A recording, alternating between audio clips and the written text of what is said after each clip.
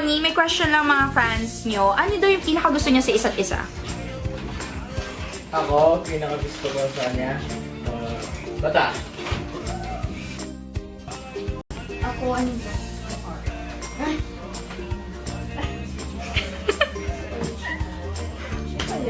Consider ito. Isipin mo ito. Isipin mo gusto.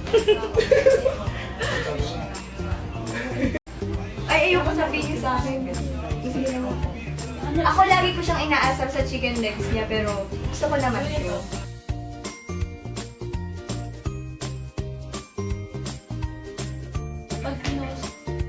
Sweetest thing daw na ginagawa nyo for each other. Yun nga, pag nag-rehearsal ko natin ko siya. Ikaw, Ronnie, anong sweet na ginagawa mo for Sue? Umuo lang siya sa akin. Ikaw, Ronnie, anong sweet na ginagawa mo for Sue? Umuo lang siya sa akin. Kaya ano, sweet kong ginagawa sa kanya. Ito, pag magkasama kami, naliliki namin. Message nyo for each other. Ako, message ko lang sa'yo, Ronnie. Keep your feet on the ground. Tapos, kasi wala yung nakaangat ngayon. Hindi, keep your feet on the ground. Basta lagi ka lang humble na magtatagal ka sa industry. Tsaka, lagi ka dapat happy. Lagi ka dapat happy.